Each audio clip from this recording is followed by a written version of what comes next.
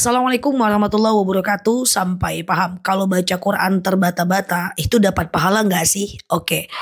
Dalam dalil dijelaskan al-mahirum bil Quran ma'as safarotin kiramim bararah. Siapa yang mantap membaca Al-Quran dia dikelilingi malaikat Allah. Walladzi yaqra'ul Quran wa tatakto, dan siapa yang membaca Quran dan dia terbata-bata membacanya wa huwa alaihi syakun lahu ajran, maka dia dapatkan dua pahala. Pertama pahala karena bacaannya, yang kedua pahala karena susahnya dia membaca. Jadi baca Quranlah tiap hari agar hati tenang.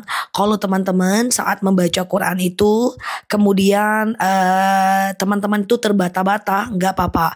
Usahakan baca aja walaupun 15 menit satu hari. Baca Quran walaupun 15 menit insya Allah tetap dapat pahala. Sehat selalu ya teman-teman, baca Quran terus supaya hatinya tenang dan diridhoi Allah. Walaupun terbata-bata, pelan-pelan diperbaiki aja bacaannya. Sambil belajar, sambil memperbaikinya. Semoga bermanfaat. Jadi teman-teman, tadi artinya adalah al-mahirum bil Quran, siapa yang membaca Quran maka dia akan dikelilingi malaikat Allah. Walladzi yaqra'ul Quran, dan siapa yang membaca Quran terbata-bata dia membacanya maka dia dapatkan dua pahala. Yang pertama pahala. Assalamualaikum warahmatullahi wabarakatuh. Sampai paham. Berarti 4:30 bisa ya Bu? Kan belum azan subuh. Oke.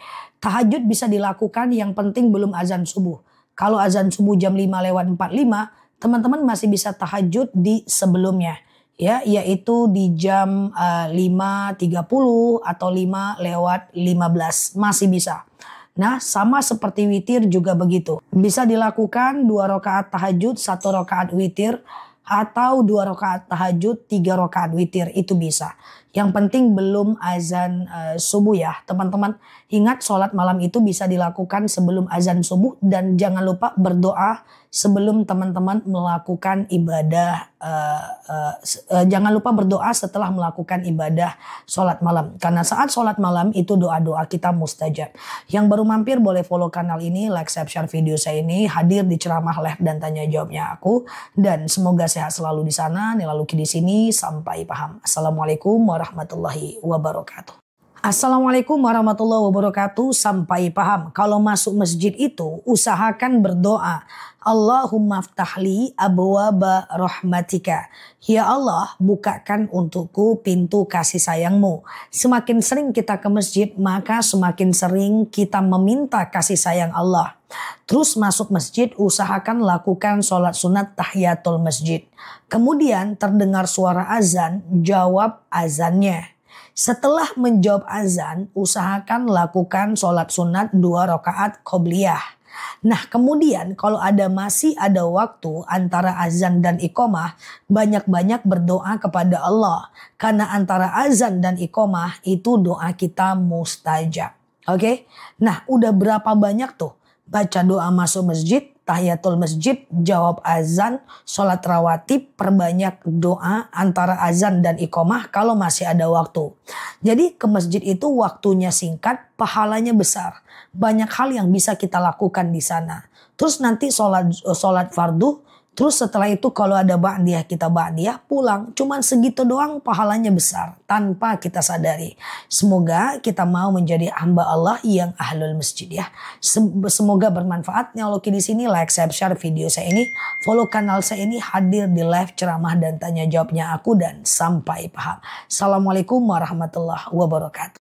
Assalamualaikum warahmatullahi wabarakatuh. Sampai paham. Saya selalu disakiti, lalu saya doakan dia buruk, padahal saya salah tapi karena sakit hati. Oke.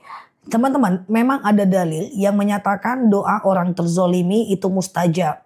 Tapi itu tidak menjadi alasan kita untuk mendoakan orang lain itu buruk. Apalagi suami kita. Karena kita juga yang akan menanggung nanti kalau dia jadi orang yang buruk. Nasibnya, rezekinya, dan seterusnya. Jadi begini, orang yang zolim kepada kita tanpa kita doakan pun dia tetap akan mendapatkan balasannya. In ahsantum li anfusikum wa in asatum falaha. Kalau kita berbuat baik kembali kepada dirinya. Kalau dia berbuat jahat kembali juga kepada dirinya. Jadi sebenarnya pelaku zolim itu nggak kita doakan buruk pun Allah tetap akan mengerjakannya. Karena kenapa? Kalau kita mendoakan orang buruk, pikiran kita jadi buruk, isi hati kita jadi buruk, kita jadi energinya negatif. Daripada mendoakan dia buruk, lebih baik mendoakan yang terbaik buat kita agar kuat menghadapi mereka. So teman-teman, kalau bisa sih jangan doakan orang lain buruk ya. Karena itu akan menyebabkan energi kita menjadi negatif. Nah pokoknya deh, kalau pelaku zolim itu tetap keburukan akan kembali kepada dirinya. Kalau bisa sih kita doakan supaya dia tahu mana benar, mana salah. Dan dia mau mengakuinya dan merubahnya. Kita semua percayalah bahwa tidak ada orang yang zolim itu pada akhirnya akan baik. Akan ada masanya walaupun gak sekarang, di masa yang akan datang dia akan mendapatkan akibat dari perbuatannya. Karena hukum tabur tuai mayyazra yahsud. Siapa yang nanam dia yang akan menuainya. Tidak usah juga menunggu saat mereka jatuh, nanti energi kita habis. Fokus aja dengan tugas kita.